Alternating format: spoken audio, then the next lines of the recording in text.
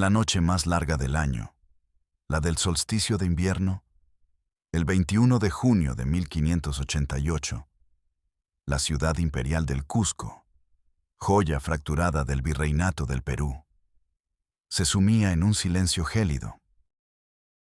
El aire, a más de 3000 metros de altura, era tan fino y cortante como el filo de una daga toledana.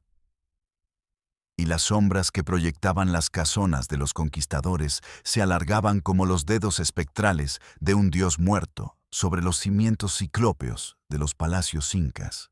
Era una ciudad de cicatrices superpuestas, de memorias en guerra. Y en el corazón mismo de esa ciudad, tras los muros infranqueables de una de las mansiones más opulentas, la de la familia de la Vega, se estaba consumando un acto que trascendía la simple transgresión. No era un crimen contra la corona, ni siquiera una herejía que pudiera juzgar la Inquisición. Era un terremoto silencioso, una boda clandestina, un pacto sellado en susurros que estaba destinado a dinamitar desde sus cimientos a una de las estirpes más ilustres y soberbias del Nuevo Mundo. La casa de la Vega no caería por el fuego, ni por el acero de una revuelta, sino por un sacramento de amor que la sociedad de su tiempo consideraba más corrosivo y letal que la peste negra. La unión de la purísima sangre de Castilla con la sangre derrotada, pero indómita, de los hijos del sol.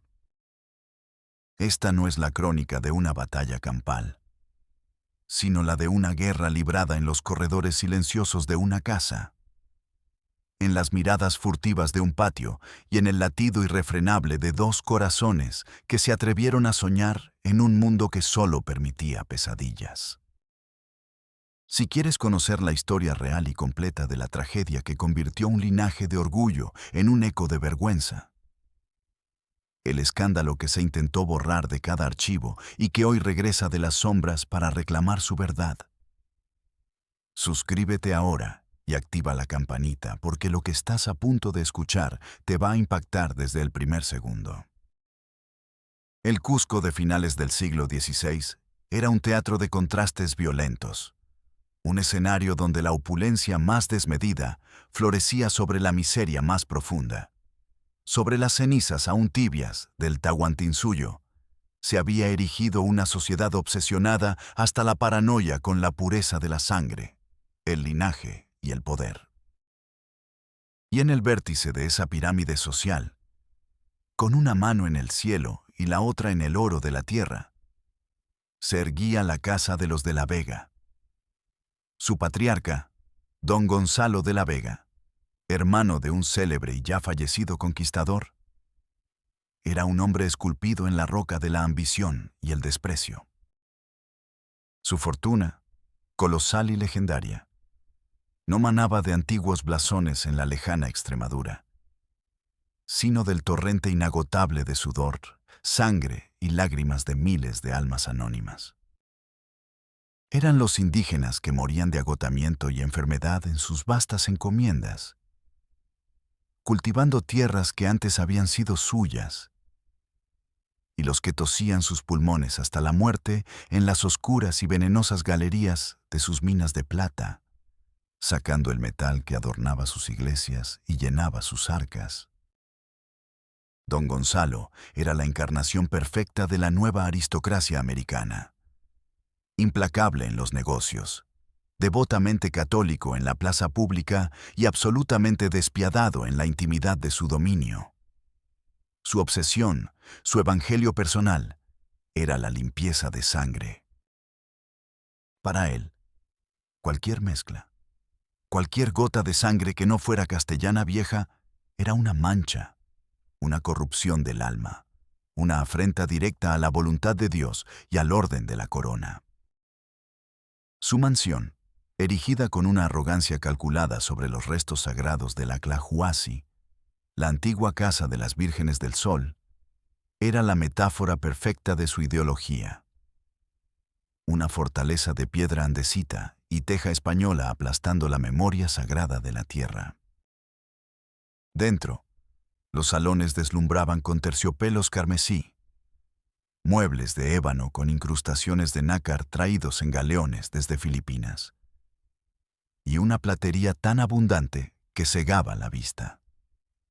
Pero al cruzar un simple arco de piedra, en los patios de servicio, en las cocinas ahumadas y en los establos, el mundo se transformaba.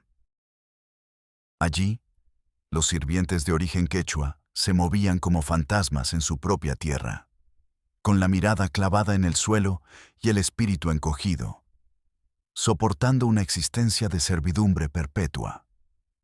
En este universo de lujo asfixiante y opresión silenciosa, se marchitaba lentamente doña Isabel de Segura y de la Vega. Sobrina política de don Gonzalo, era la joven y hermosa viuda de un capitán mucho mayor que ella, un hombre rudo y ausente que había muerto de fiebres en una expedición fallida a las selvas del Antisuyo. Isabel era, a los ojos de todos, la joya de la familia. Su belleza era de una cualidad casi dolorosa, una piel de alabastro que contrastaba con una cascada de cabello negro como la noche y unos ojos de un verde profundo, melancólicos, que parecían contener todos los atardeceres tristes de los Andes. Educada con esmero en un convento de Sevilla, conocía a los clásicos, recitaba a Garcilaso, tocaba el clavicordio y hablaba latín, pero su erudición no era una herramienta de liberación, sino el espejo que le mostraba con mayor claridad los barrotes invisibles de su jaula de oro. Tras la muerte de su esposo, su tío Gonzalo se había convertido en su tutor legal y económico, y en ella no veía a una sobrina en duelo a la que proteger, sino un activo estratégico, un peón de incalculable valor en el tablero del poder.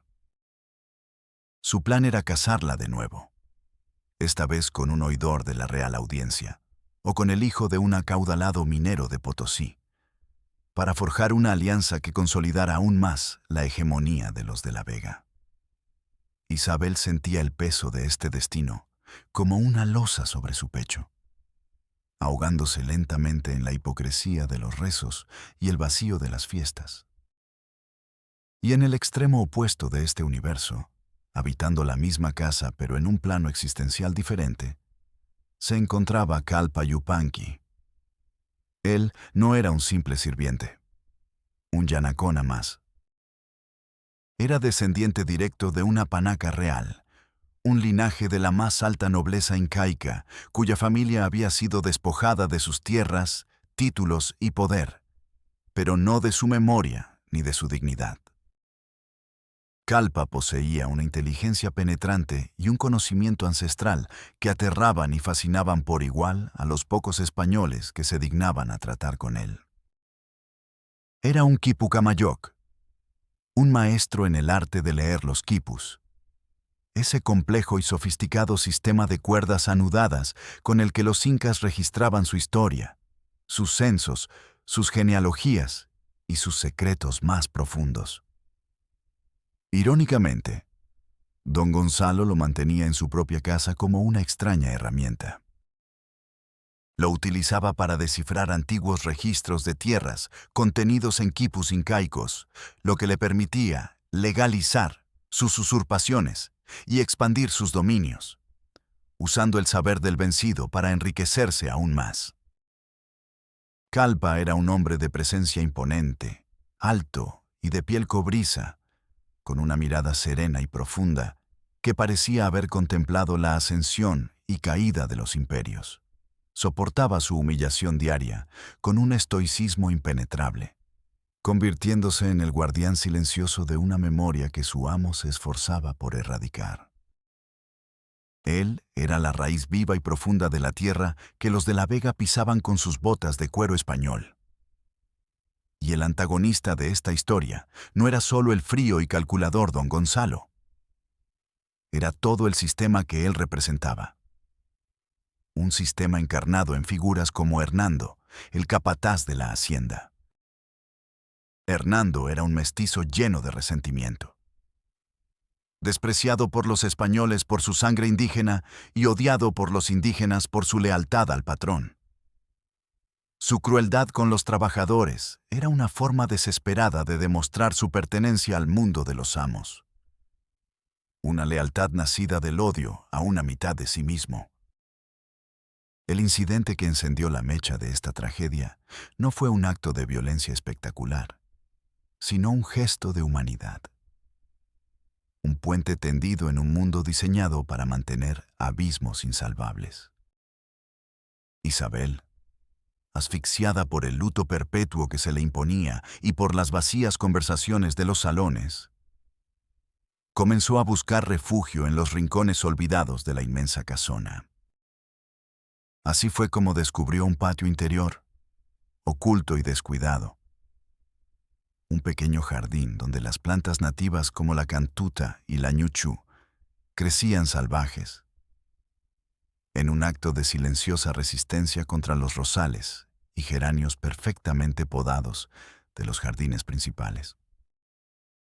Y allí, en el fondo del patio, dentro de una pequeña sala abovedada de piedra pulida, un antiguo santuario inca que había sobrevivido a la destrucción, encontró a Kalpa Yupanqui. Estaba sentado en el suelo, rodeado de sus coloridos quipus, sus dedos moviéndose con una destreza hipnótica sobre las cuerdas y los nudos, como si conversara con los hilos del tiempo. Su primer encuentro fue un cruce de miradas que duró una eternidad.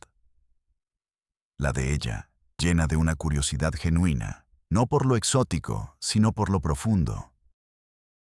La de él, cautelosa, vigilante, pero desprovista de la sumisión servil que ella estaba acostumbrada a ver en los hombres de su pueblo, rompiendo todas las barreras invisibles pero infranqueables de su sociedad. Isabel le habló. No le dio una orden, le hizo una pregunta. Le preguntó por el significado de los colores de las cuerdas, por la lógica de los nudos. Y Kalpa, por primera vez en años de servidumbre, encontró a un miembro de la casta dominante que no miraba sus quipus como una superstición pagana, sino como un lenguaje digno de ser comprendido. Sus encuentros clandestinos en esa sala, que se convirtió en su universo privado, se hicieron una necesidad para ambos. Él, con su voz grave y pausada, le desvelaba los secretos de la cosmogonía andina. Le hablaba de los apus, los grandes espíritus de las montañas que vigilaban el valle sagrado. Le leía con los dedos las crónicas de sus antepasados anudadas en las cuerdas. Ella, a cambio, le abría la puerta a su propio mundo de melancolía, leyéndole sonetos de Lope de Vega y Garcilaso que hablaban de un amor imposible y de una pena que él entendía demasiado bien. En Kalpa, Isabel no encontró a un siervo, sino a un igual intelectual y espiritual. Un alma cuya sabiduría ancestral y dignidad innata empequeñecían la soberbia hueca de los hidalgos que la cortejaban. El respeto mutuo floreció en admiración, la admiración se transformó en un afecto profundo, y el afecto desembocó en un amor tan inevitable y poderoso como el curso del río Urubamba. Una noche, mientras una violenta tormenta eléctrica azotaba el Cusco, haciendo temblar los antiguos cimientos de la casa, la tensión acumulada durante meses finalmente se quebró. En la penumbra de su santuario secreto, iluminados por los relámpagos y rodeados por la historia silente de un pueblo, se entregaron el uno al otro. Fue un acto desesperado y puro, la unión no solo de dos cuerpos, sino de dos mundos heridos, un acto de rebelión sellado con la carne. Y fue en ese preciso instante cuando la bomba de tiempo, silenciosa e implacable, comenzó su cuenta atrás. Pasaron las semanas. Isabel comenzó a sentir los sutiles pero inconfundibles cambios en su cuerpo. Un ligero mareo al levantarse.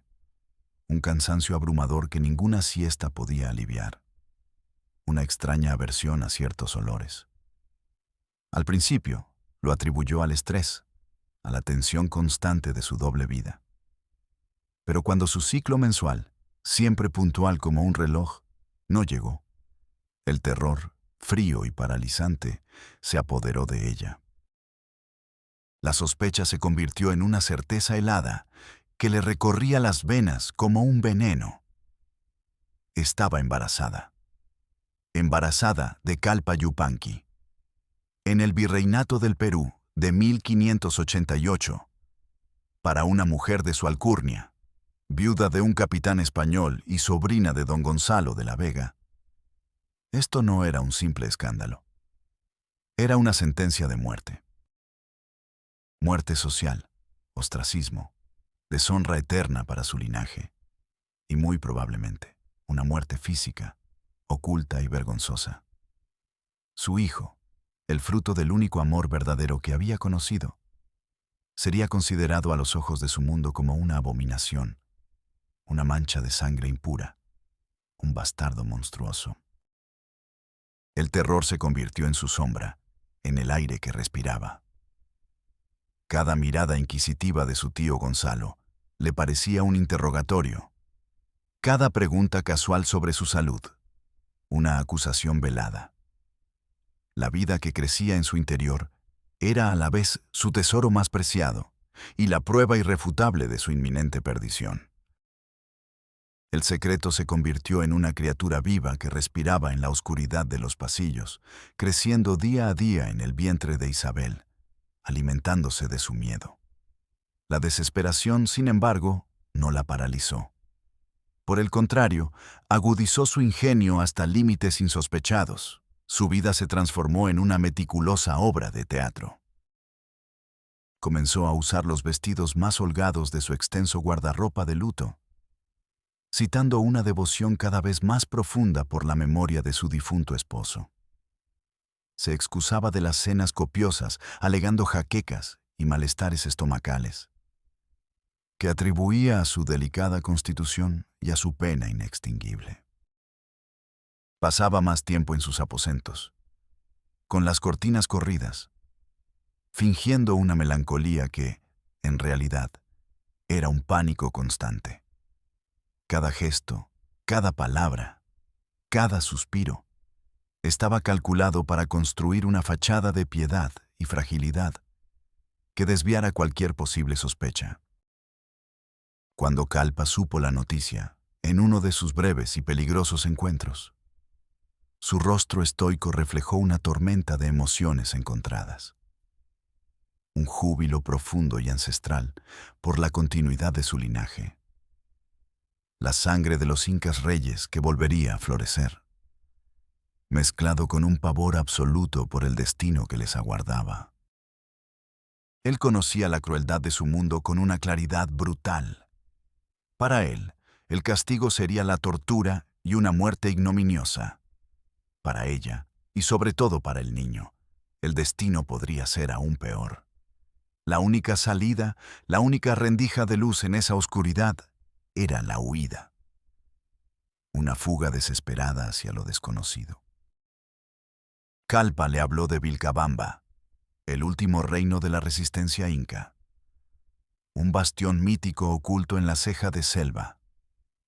Un lugar donde las leyes y el poder de los españoles se desvanecían entre la niebla y la vegetación impenetrable.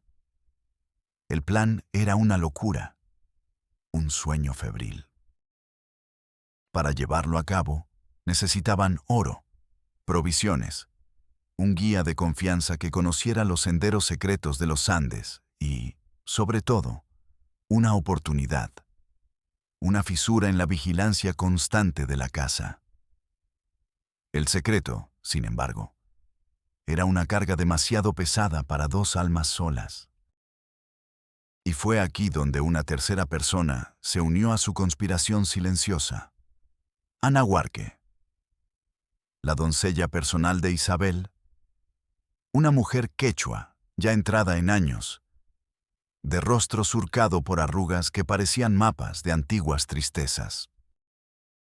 Había servido en la casa desde antes de la llegada de Isabel y poseía la sabiduría que solo otorgan los años de observación silenciosa desde las sombras. Con su mirada aguda, no tardó en notar los cambios sutiles en su señora. La forma en que se llevaba la mano al vientre, su palidez matutina, la nueva profundidad de la tristeza en sus ojos. Anahuarque no vio en ello una mancha de deshonor, sino un milagro desafiante.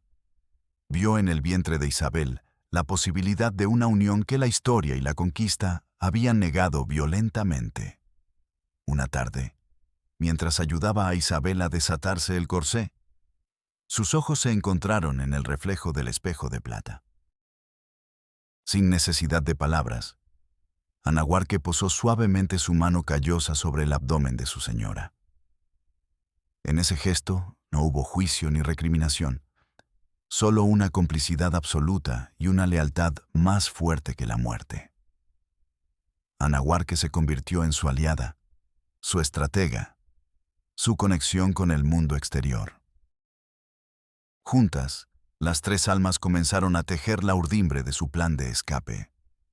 Isabel, con la excusa de financiar misas por el alma de su esposo y hacer donaciones a los conventos, empezó a vender en secreto, a través de Anahuarque, pequeñas joyas y broches de su ajuar. Anahuarque, moviéndose con astucia por los mercados y callejones del Cusco, convertía esas monedas en charqui, quinoa tostada, hojas de coca, mantas de lana de alpaca y remedios herbales, que iba escondiendo en un rincón olvidado de las bodegas. Calpa, por su parte, pasaba las noches en vela, no descifrando registros de tierras para su amo, sino estudiando las constelaciones, trazando en su mente la ruta más segura a través de los traicioneros pasos andinos. Una ruta secreta que solo los nativos conocían. Antes de la fuga, decidieron que su unión debía ser santificada, no ante un sacerdote español que los condenaría al infierno, sino ante los ojos de sus propios dioses. En la noche del solsticio, mientras la ciudad dormía bajo la prohibición de celebrar el Inti Raymi, ellos celebraron su boda clandestina. En la penumbra de su santuario de piedra, con Anahuarque como única testigo y madrina, intercambiaron sus votos en la lengua dulce y antigua del quechua. Calpa le entregó a Isabel un tupu de plata, un prendedor tradicional con la forma del sol, un tesoro de su familia. Ella, a su vez, le dio un pequeño crucifijo de oro, el último vestigio del mundo que estaba a punto de dejar atrás. Fue su acto final de desafío. Pero la red se estrechaba. Don Gonzalo, un hombre cuya suspicacia era una segunda naturaleza, comenzó a encontrar sospechosa la repentina y exagerada piedad de su sobrina. No se tragaba el cuento. La generosidad con la iglesia le olía a tapadera. Encargó a Hernando, el capataz, que no le quitara ojo de encima, que la vigilara a ella, a su doncella, a todos. El aire en la casa se hizo irrespirable. Cada día que pasaba, el latido del corazón del niño no nacido sonaba en los oídos de Isabel como el redoble de un tambor que anunciaba la inminente catástrofe. El secreto estaba a punto de explotar. Una noche, Hernando, siguiendo a Anahuarque, casi la descubre escondiendo una bolsa de provisiones. Solo una astuta mentira de la anciana sobre una ofrenda a la Pachamama lo desvió. El peligro era real, inminente. ¿Crees que lograrán escapar antes de que la verdad salga a la luz? Comenta tu predicción y sigue viendo para descubrir el terrible desenlace. La bomba de tiempo no esperó a la fecha de la fuga. Explotó una semana antes, de la forma más brutal e inesperada. No por un error de los amantes, sino por la crueldad inherente al sistema que los oprimía. Hernando, el capataz, obsesionado con ganar el favor de don Gonzalo y carcomido por su propia inseguridad, redobló su vigilancia hasta convertirla en un acoso. Una noche, siguiendo a Anahuarque en las sombras, la vio entrar en las bodegas. Esperó y la sorprendió cuando salía, llevando un pequeño saco de quinoa tostada y charqui. Para su mente retorcida, aquello no era comida para un viaje secreto. Era la prueba irrefutable de un robo a su amo. La arrastró por el brazo, sin escuchar sus protestas, y la llevó ante don Gonzalo, que estaba en su estudio revisando sus libros de cuentas.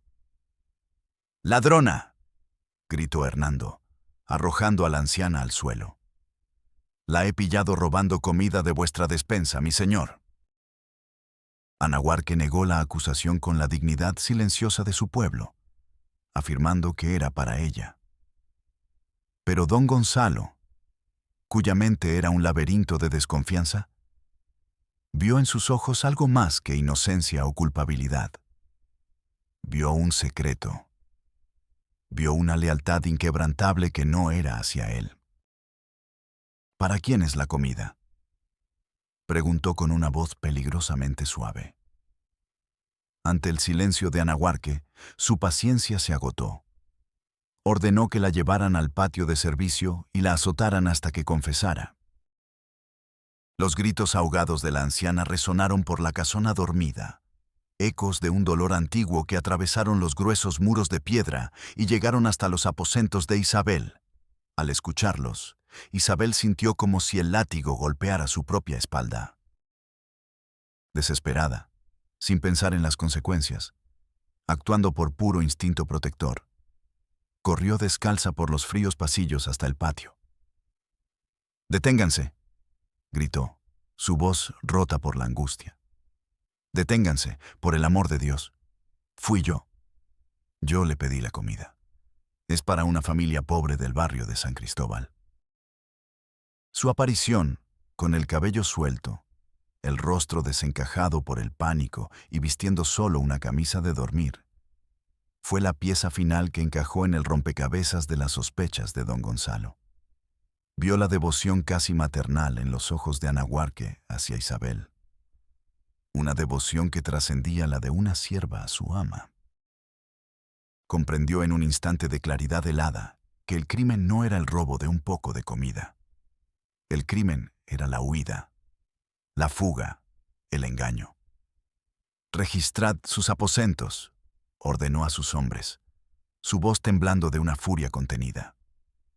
«Y registrad cada rincón que frecuente esa vieja».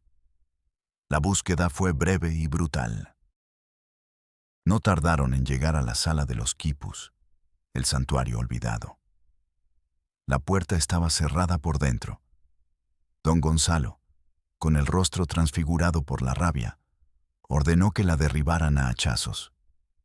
La madera vieja cedió con un estruendo que fue como el sonido de un mundo derrumbándose. La escena que las antorchas revelaron fue la confirmación de sus peores y más oscuras pesadillas. Allí, en el centro de la sala, estaban Isabel y Calpa. No estaban en un abrazo carnal, sino en algo mucho más íntimo y, para Gonzalo, mucho más profano. Estaban arrodillados en el suelo, con un mapa rudimentario de los Andes dibujado sobre un cuero de llama, extendido entre ellos. Y la mano de él, grande y cobriza, cubría protectoramente el vientre de ella. Un vientre cuyo abultamiento, bajo la luz danzante de las antorchas, era ya innegable y evidente. El silencio que cayó en la sala fue más pesado y atronador que cualquier grito. Don Gonzalo los miró, su rostro pasando del rojo de la ira al blanco pálido de la náusea y la repulsión. «¿Qué es esto?», siseó. Cada palabra un destilado de veneno. Calpa se puso de pie con una fluidez felina, interponiéndose entre Isabel y los hombres armados de Gonzalo, su cuerpo convertido en un escudo humano. «Es lo que veis, señor», dijo con una calma desafiante que desquició aún más al español. Amor.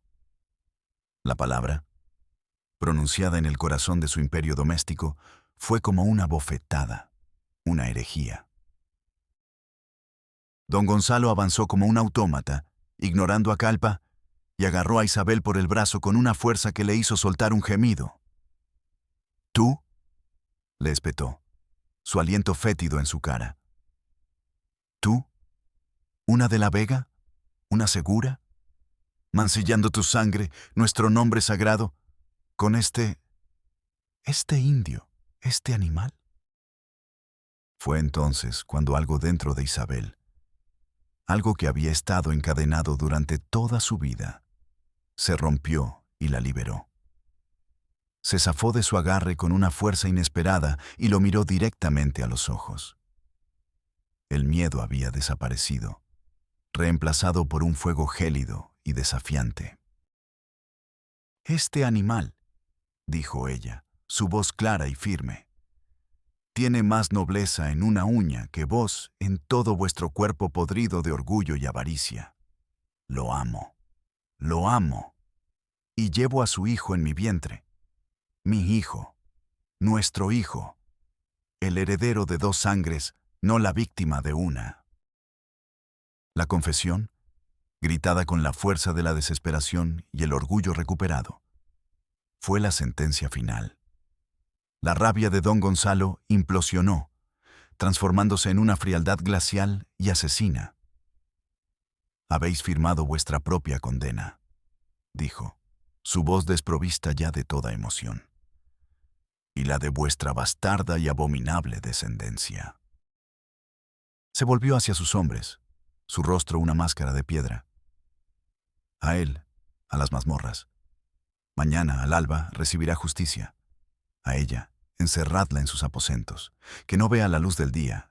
Ya encontraremos la manera de explicar esta enfermedad que la consume». El veredicto estaba dictado. No habría juicio, no habría piedad. Solo la purga, la limpieza de la mancha, a cualquier precio. La catástrofe se desató al amanecer, con la precisión salvaje y la frialdad impersonal de un ritual de sacrificio. Don Gonzalo no quería un escándalo público.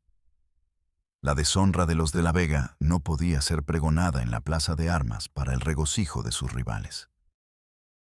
La justicia sería un asunto privado, un espectáculo de horror contenido dentro de los muros de la casona, lo que lo hacía infinitamente más terrible.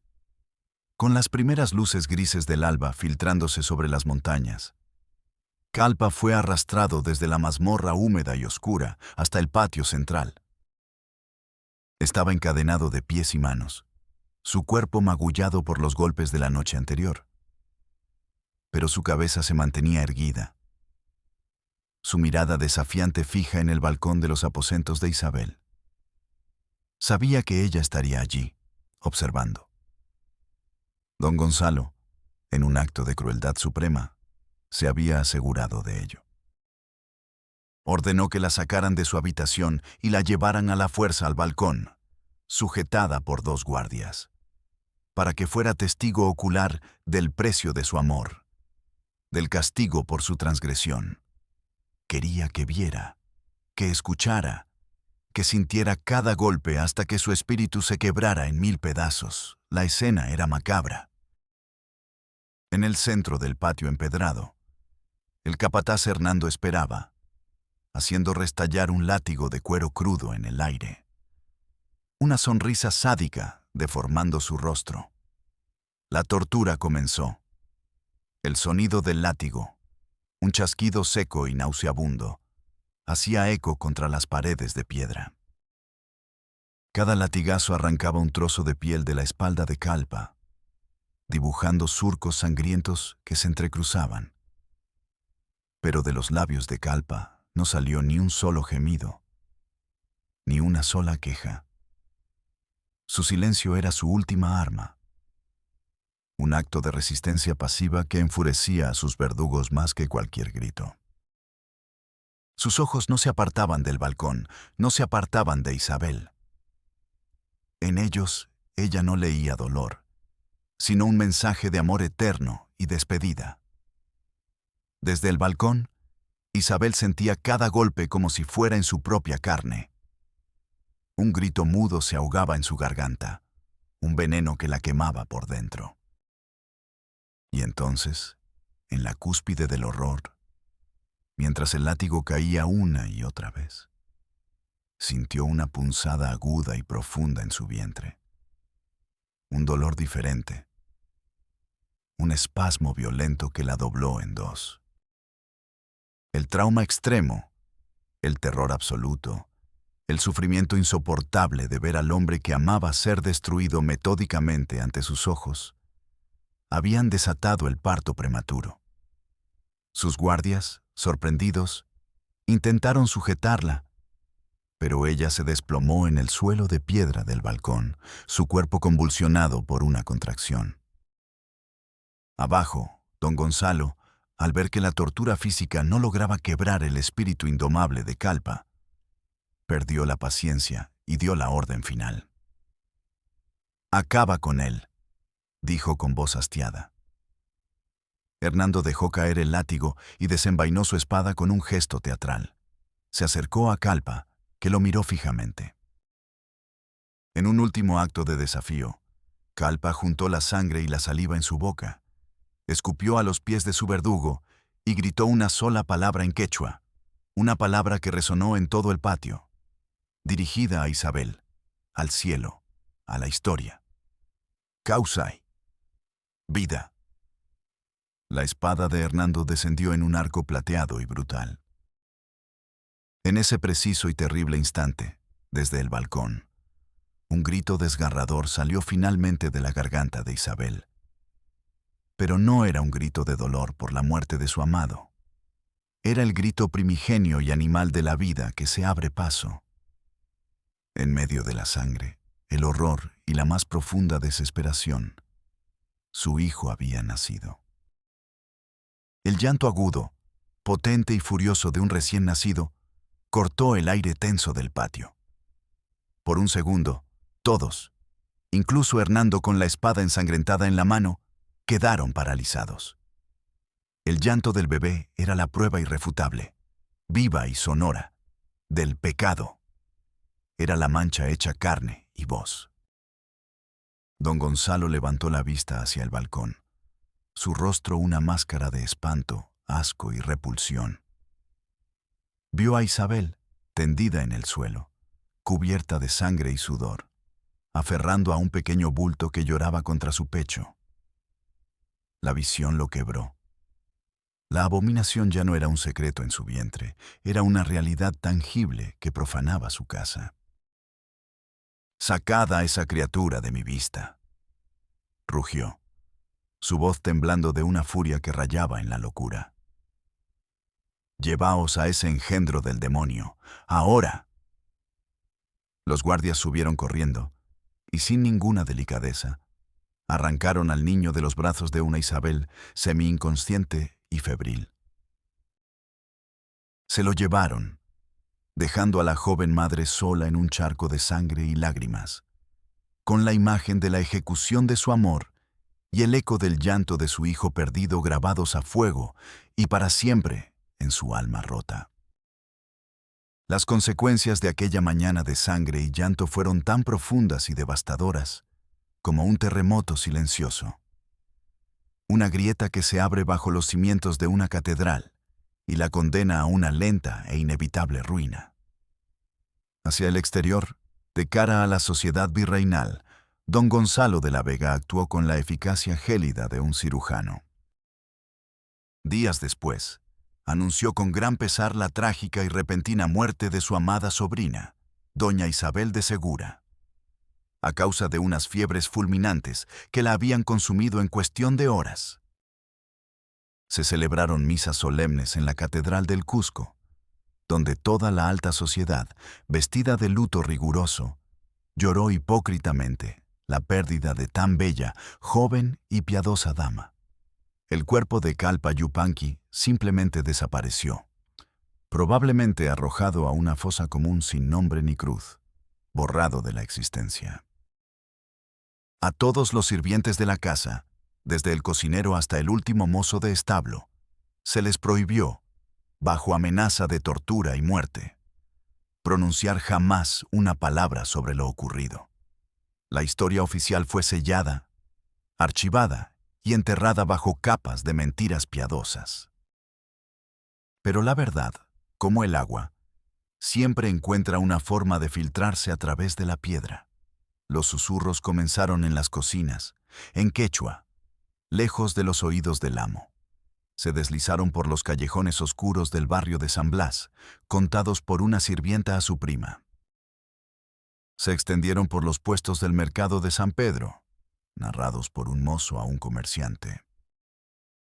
La historia del amor prohibido entre la noble española y el sabio inca. La boda secreta en el santuario. La ejecución brutal en el patio y el nacimiento milagroso y trágico del bebé en medio del horror. Se convirtió en una leyenda oral. Una historia de fantasmas contada en voz baja junto al fuego en las noches frías. La casona de los de la Vega, antes un símbolo de poder, se transformó en un lugar maldito.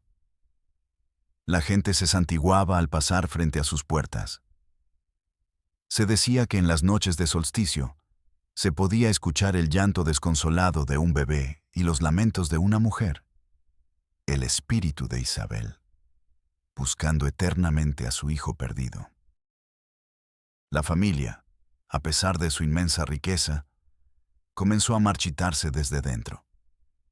Don Gonzalo se convirtió en un hombre amargado y paranoico, encerrado en su mansión, viendo traiciones en cada sombra. Sus hijos, criados en la opulencia y la soberbia, resultaron ser débiles, disolutos y malos administradores. Las alianzas matrimoniales que tanto ansiaba se rompieron. Las minas comenzaron a agotarse y las deudas a crecer. El ilustre apellido de la Vega, antes sinónimo de poder y gloria, quedó para siempre manchado por un aura de desgracia y oscuridad. ¿Y el niño? ¿Qué fue del niño? No fue asesinado. En un extraño y último cálculo, don Gonzalo no se atrevió a cometer un infanticidio directo que pudiera condenar su alma al infierno eterno.